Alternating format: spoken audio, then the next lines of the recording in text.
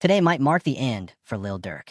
Drama exploded online and in court after Lil Durk's sister-in-law publicly accused King Von's cousin, OTF Vonni, of being a rat and a snitch in the ongoing murder-for-hire federal case. According to court records updated today, Vonni is no longer in federal custody, meaning he's either out on bond or house arrest. But things took a darker turn. After his release, Vonni reportedly got access to his cell phone and messaged someone close to him, someone he trusted. But that person flipped, exposing Vonni's alleged cooperation with federal authorities. Here's the leaked message. Yeah, I'm trying to plea out on a 32, which is the base for a murder for hire. Max is 43, which is life. But I get -2 points for a plea, -1 for an early plea, -2 for no background. That leaves me with 27 points, just 5 to 7 years. It's better than trial. I might get an elbow. I don't want to get done like them other boys. By other boys, Vonni was allegedly referring to Jam, another figure who reportedly cooperated and snitched on Lil Durk, though his fate was far worse. More on that later. So why did Vonni fold? We finally have answers. It turns out Vonni, Durk, and FD were all tied to a key witness, Lil Ted, a cousin of Vonni and DD's brother. Recently leaked body cam footage reportedly shows Lil Ted begging to snitch on Lil Durk and FD after being arrested at a convenience store with a firearm tucked in his jeans. That firearm charge alone could have buried him, but it created a perfect opening for Vonni and Diagram. And now, the case has shifted. Durk's legal team has just filed for more time to respond to bond proposals, indicating a possible new development behind the scenes. The streets are watching, and the courtroom is heating up. Is this the end for Durk? Stay tuned. Really? Dude had it. What about that? A man had it with an extended clip. That's cool though, right? With Lil Ted now arrested, Vonni freshly released, and DD already locked up with Durk, it looks like family ties turned fatal. Not by loyalty, but by betrayal.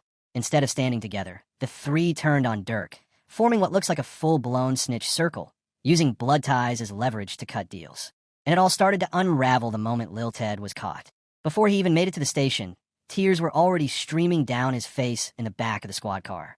Desperate, he looked at the officers and said, "I swear I'll tell y'all about the passings." He thought his cooperation would spare him from a cell, but by then, it was already too late. Come on.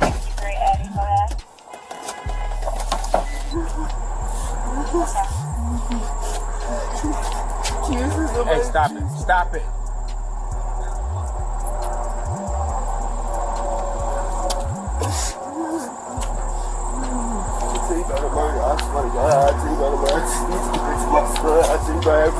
I swear to God, I tell you, I will tell you, please, I swear, please.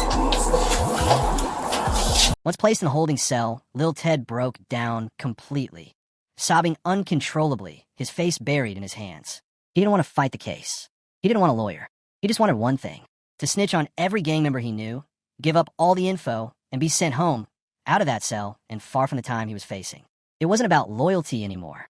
It was about survival. Wait, hold on, you gotta relax for me, because I can't understand it. Relax. What's the number? 7 what you saying, man? We're gonna see what we can do for you, alright? We're gonna see what we can do for you.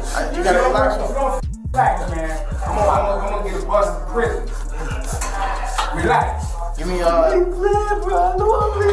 I'm saying, what you talking about? I'm trying to get the. Out of the three, Lil Ted was the first to officially fold, with his name appearing in the court paperwork as a cooperator in the federal case. At first, when documents mentioned someone with the family's last name turning informant, everyone thought it was DD. But in reality, it was his younger brother, Lil Ted, who made the first move. But now, DD and Vonni have flipped too. Sources close to the family say their own mothers sat them down and begged them not to throw their lives away, a common turning point in cases like this. And with those deep family ties running through all of them, authorities likely used it to their advantage, getting all three in one room to flip together and turn on Lil Durk.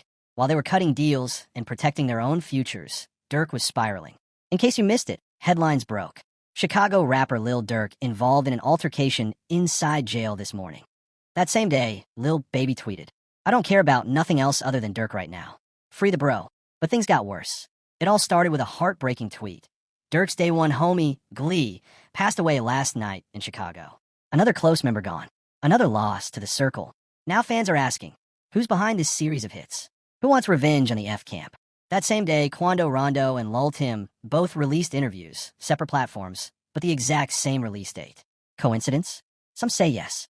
but others believe it was a calculated move, a federal alibi in plain sight, a way to avoid heat from being linked to any possible hit on Durk. As Lil Tim chillingly said, To know, like, shit, I was just protecting my little brother. When you did finally find out that it was King Von who did it, how'd you feel?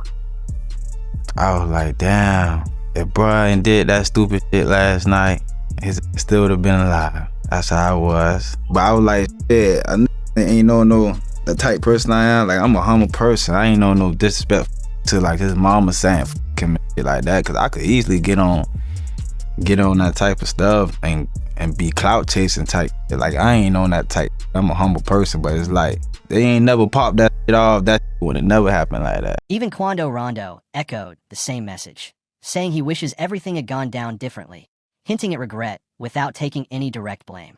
His exact words? I just wish it could have been handled another way. But by then it was too late. The damage was done, and the streets haven't forgotten. Whoever on my side, they got kids and a mama that 100% love them. And at the end of the day, bro, all this bull that we talking about is stupid. That could have been handled a totally different way. It could have been handled to the point where a song and $3-4 million could have came out or whatever. Like that could have got handled in a legit way, in a music way. Two of Lil Durk's known ops, both sitting down for interviews on the exact same day, suddenly praising Durk and saying they wish things were handled differently. Yeah, it didn't go unnoticed. To many, it reeked of a setup, and now, fans are convinced the feds moved fast on Durk because he was just days away from being released. To understand what triggered the urgency, you gotta hear this. According to Durk's father, the rapper was about to be released on bond. This was his third attempt, and this time, his legal team came with an offer so solid, sources say the judge couldn't refuse. Now ask yourself, was this a coincidence? Or a calculated takedown before he could walk free? I just left the courtroom for the bond hearing for my son, for the release for the third time. This time it was very fair. The judge was very fair. He wasn't pro-prosecutor, he wasn't pro-defense, but he was pro-justice. So he listened to all the evidence, and he's gonna give a ruling in the next few days about what his position is for the bond. But we were very pleased at how it turned out. So continue, family, friends, and fans, continue to keep us in your prayers, and we thank you. And inshallah, God willing, this be victorious for us, that we have a good ruling in our favor. As Lil Durk's legal team pushed for release, prosecutors suddenly dropped a bombshell. They were throwing out key evidence. Yes, you read that right. During a public court hearing, prosecutors stood before the judge and openly announced they were dropping evidence, reading it aloud, word for word, in front of everyone in the courtroom. It should have been good news for Durk, but the way it happened felt corrupt, too easy, too staged.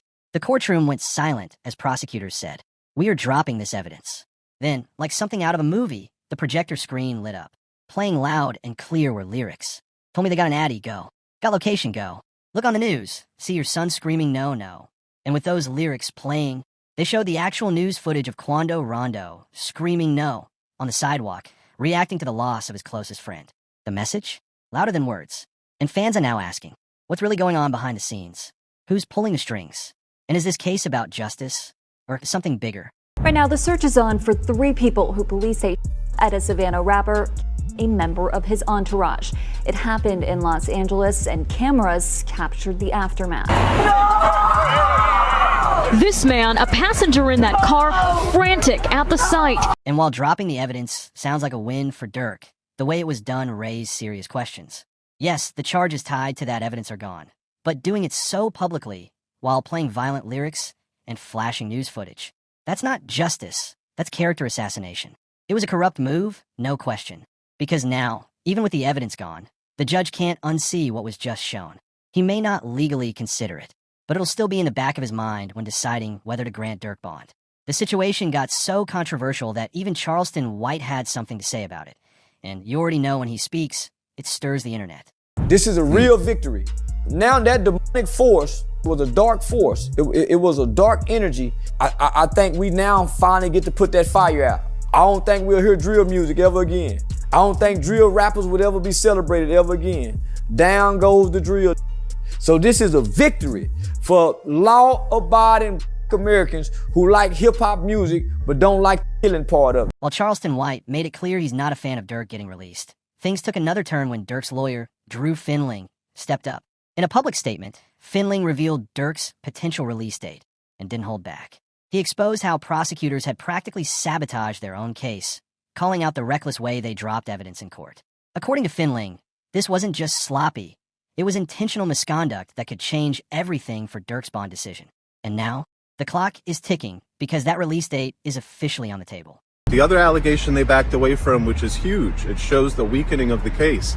Previously, the prosecution had alleged that Durk paid the bounty for the through one of his co-defendants, and they named the co-defendant. Now they've backed off that allegation. They're not actually saying that Durk paid the bounty through the co-defendant or anyone else. And the fact that they're not saying that suggests that previously they thought they were going to be able to prove that he paid the bounty through this guy, and now they know we're not going to be able to prove that he paid the bounty through this guy. As Drew Finling pointed out, the case against Durk is crumbling fast. Prosecutors can no longer use his lyrics as evidence, which was the foundation of their entire argument. With that gone, Finling didn't hold back, calling the charges against Durk a complete joke. The feds built their case around rap bars and music videos, not hard facts. And now, they've backed off their own strategy, leaving their case looking weak, disorganized, and borderline desperate. Durk's legal team is gaining momentum, and the pressure is shifting. The case is as follows. So there was an indictment that did not name him, right? It named others, and then there was an unindicted person. And then 3 weeks later, that indictment was what's called the first superseding indictment, and it does name him. The indictment was identical, except the unnamed person now became Durk Banks. And this is the really important part, Ak. The second indictment, what's called the first superseding indictment, only had one new fact. It had one new fact, and that was it alleged that there was a video by Durk that celebrated and monetized. While Drew Finling made the media rounds, confidently defending Durk and waiting for the judge's decision, the courtroom tension only built. 1 week later, the judge finally made his move. Durk was seen walking into court, head down, surrounded by security, as breaking news headlines flashed. Feds claim Lil Durk must go completely broke, surrendering all assets, to even be considered for bond. Their reasoning? Federal prosecutors told the court they fear Durk could use his wealth to place bounties on witnesses, calling him a dangerous influencer with access to violent networks. The message was clear. If Durk wanted freedom, he'd have to sacrifice everything. No bond for Lil Durk. Let me tell you about what options he has left and why the bond was denied this time. Now, he's in federal court on a murder for hire charge where he faces the possibility of life in prison. What that means is under the federal law, it is presumed that you do not get a bond because the charge and the penalty are so serious. So your lawyer has to go out there and show why you should get a bond. Now, ultimately, what the district judge decided to deny the bond on was a couple of factors. There's a couple $1 million being put up, but it's not all being put up by Durk. Some of it is from the label. And ultimately, Durk has a lot more money and assets than what's being put up. So if I let him out on bond and he tries to flee, he's going to have tons of assets and money at his disposal. While the feds claimed they were afraid Durk might target witnesses, some believe it may have already happened, and that's exactly what Vonni is trying to avoid. Rumors started swirling after one chilling headline. Has anyone seen or heard from F Jam since he snitched on Durk? Several F crew members have disappeared, but Jam's absence hit differently. Low-key, he's been off the radar for months, ever since he was outed as a federal cooperator during an interview on DJ Vlad's show, where he openly snitched on Lil Durk. Since then, nothing. No updates. No sightings. Just silence. And now, people are starting to ask, was it a warning? Or just the beginning? There's a guy named OTF Jam. That was wired. Very ironic name. Jam now got he him put in a everyone jam. in a jam. Did 12 years. 12 got years. out, interviewed, said he kept it real, brought him cars, gave him 50,000. Right. This. Made mention that ain't no smut on his name. He ain't never been a rat. Caught a gun case. But eventually he fled. After headlines broke across social media, the news read, OTF Jam was found by F members hiding out in a crib just outside of Atlanta. Sources claim Jam was dealt a punishment for snitching on none other than OTF's owner, Lil Durk. Accompanying the report was a chilling photo, a crime scene taped off outside the house where Jam had been staying. Since then, no one's seen or heard from him. Complete silence. But what exactly did Jam give the feds? According to discovery documents, over 230 gigabytes of digital evidence, including audio recordings, video surveillance, and more than 20,000 pages of reports, are now being processed. And here's the twist. One of those recordings was from an Instagram live, the moment Lil Durk allegedly realized Jam was wired up the entire time. That moment wasn't just betrayal. It was the start of a federal unraveling. Check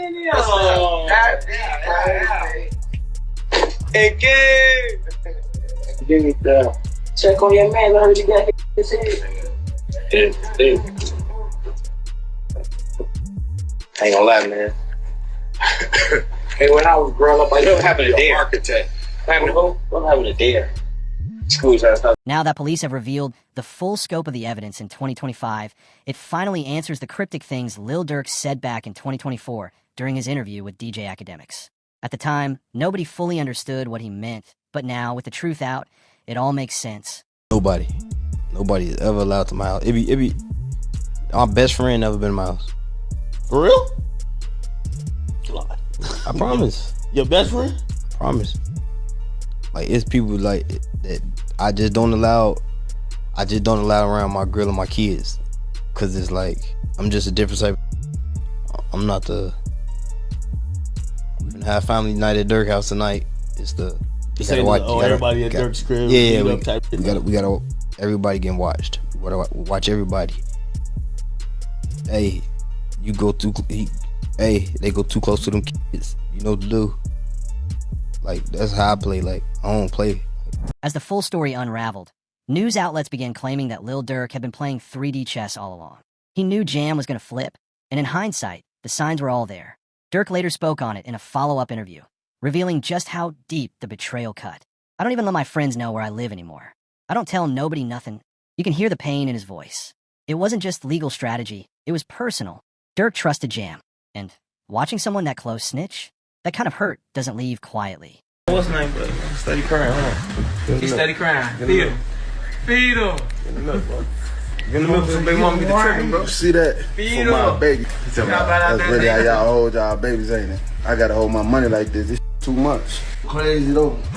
Motherfuckers sitting up there doing all this. Sneak this and the internet games and all this. Up some money. Do something. Like, we winning, bro. I can do whatever it is I want to do, I can do it. Just buy what I want, do what I want. Y'all can't do that, bro. Goof. Bro got out what? You know that how many you did it all? And the year I did it now? Yeah. That's your last bit. 12? 12. That boy popped out 12 years. Yeah. So much money. We really was just getting in order to just figure out the lanes, man, boy. What makes this even more heartbreaking is that Jam is the same man Lil Durk once gifted $50,000 to, live on Instagram. But here's where it gets eerie. Police saved that very IG live, and not because of the money, but because of something in the background. And if you watch closely, you'll see exactly why that video became federal evidence. Solitary stone. We just looked at him, man. Let's go over there. What up, bro? Boss, you good? My boy. Let's go. They got real in here, man, because he just stepped in. The money man stepped in. The feds didn't just rewatch that IG live. They investigated everyone in the background. What they found was chilling. Those same men seen casually hanging out behind Jam, they were later spotted jewelry shopping with King Von in earlier surveillance footage. It became clear. These weren't just random faces. They were close friends, part of the same inner circle. And if anyone had motive to seek revenge for Von's death, it would be them. You know, likelihood of a plea. I think a lot of people have seen, like, this seems like it's a do or die thing. This is kind of like it's going to be like a 1 or 0 type of situation. You're either or you're not. Is Durk, from your understanding, or you as a lawyer right now, as his criminal attorney, are you open to possible conversations about plea deals? Are you thinking, no, we're going all the way? Would you entertain it, just entertain it, because that's your job to listen to it and maybe present it to Durk, or that's just off the table? It's a conspiracy commitment case. It's an all or nothing case, and he did not participate in a conspiracy to commit. And so there is no alternative. It's a life sentence, potential life sentence. So this case is going to go to 12 people. With Jam's snitching file now officially released through the court system, the conversation shifted fast. DJ Academics didn't waste time. He asked Durk's lawyer directly, would Lil Durk even consider taking a plea deal at this point? The response was clear and confident. No, we're going all the way. And the reason? Because Durk knows the truth is on his side. And now, with key evidence falling apart and federal witnesses being exposed, he's ready to fight to the end. There's a First Amendment argument here, right? That this violates the First Amendment. Can you talk about that? Right, for sure. I mean, I'm expressing myself. I can say the things that I want to say in a rap record or any kind of record. And you could go back and there's country records and there are pop records and there are R&B records that talk about all kinds of things. It's just that there's this notion that with hip hop, quote, glorifying violence, that suddenly now we're going to use these things to prosecute them. But does that mean that the free speech, First Amendment has gone away? No, absolutely not. He can absolutely rap about what he wants to rap about, and that doesn't mean just because the story is violent. They're going all the way for one specific reason, and it's the card Durk's legal team has been quietly holding back. According to his attorneys, the entire case hinges on something simple yet powerful. Everything Lil Durk says online and in his music is protected under the First Amendment. That's right. His lyrics, his posts, his videos, they're not confessions. They're artistic expression. And now, with the feds backing off their lyric-based evidence, Durk's team believes this is the key to winning the case outright. We've seen it happen quite a bit. I don't know that I'd say it's been persuasive. I think the biggest example we look at is Young Thug. Down in Atlanta. They took a lot of his lyrics, and even though technically speaking, ultimately they got a conviction, he actually walked out on time served. Most of the people that were prosecuted didn't end up being convicted, and I don't think anybody would call that prosecution a successful prosecution. And so, you've got freedom of speech issues. Does it mean that just because I'm saying something in a rap song, it typically is a rap song, does that mean that I actually did something? And this is an extra interesting twist here because Lil Durk's attorney is saying, well, this song was actually released months. Things are looking so good for Lil Durk right now. Even legal experts online are saying he's next in line for release, just like Young Thug was. With the case falling apart and prosecutors dropping evidence, many believe it's only a matter of time before Durk walks free. Yeah, and I'll go out on a limb and say that sometimes prosecutors don't necessarily understand hip-hop culture. It's almost like a text without context. So you got to really understand the time, the place, the audience. Sometimes they might speak in ways that seem direct to somebody that's outside of the culture, but doesn't necessarily, but can mean several things to someone inside the culture. So it would certainly be a flub, big time, right? But it wouldn't be the first time that such a thing has happened where somebody looking through the window, particularly of hip hop culture, doesn't understand what's being said other than their desired use of it. Durk's lawyer went on to explain that the prosecutors likely don't even understand rap culture, which is why they've been misinterpreting lyrics and visuals from the start. He pointed out this same mistake has happened in multiple cases, including Young Thug's, where art was treated like evidence instead of expression. This just said, 5 Chicago gang members with ties to Lil Durk, OTF, accused of being hired to unalive Quando Rondo in the LA incidents where Lil Pop was unalive. Suspects face the penalty if convicted. But was this an attempted hit? Or Well, they can't say that no more. Then they put you as Why? Like, who died? You can't say that no more. Oh, because of FBG Cash? Oh, who? Federal charges in California. Nah, because Lil Pop. So this is about the... Oh! What's that? But I'm just saying, they just say you can't say that no more. But while the feds may not fully understand rap culture, there's one thing they do understand. In hip-hop, everybody is connected. And that's exactly why the recent arrest of Brick Baby feels too perfectly timed to ignore. Headlines read, prosecutors delay Lil Durk's bond hearing to gather last-minute evidence. Courtroom chatter suggests a new snitch is in play, and it's not Vonni. This led many to believe the delay is directly tied to the rolling 60s takedown that just swept up Brick Baby, Big U, Loose Cannon, and others. Legal insiders now believe Brick Baby, who was caught in that sweep, could be the next to flip, potentially testifying against Lil Durk. And the timeline? Too suspicious. Just weeks ago, Brick Baby was arrested.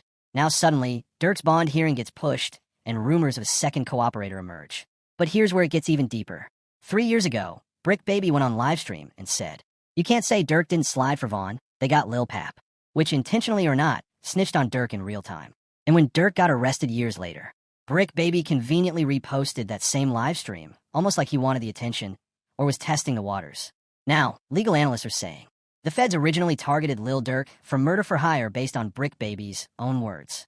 So with Brick Baby behind bars and the pressure on, some believe the feds are ready to squeeze him hard and use whatever he gives up to bury Durk once and for all. Why is that? Then it's people like, you lined up somebody from your hood. Like, listen, I didn't. But at the end of the day, what's wrong with giving my friend the address? Oh, this is my boy. He lost his boy.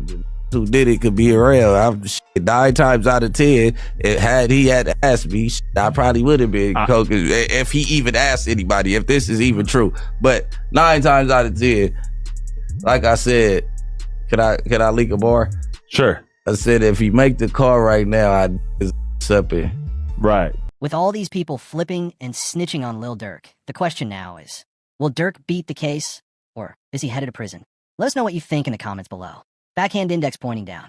And if you're a true fan of Durk, don't forget to leave a like on the video.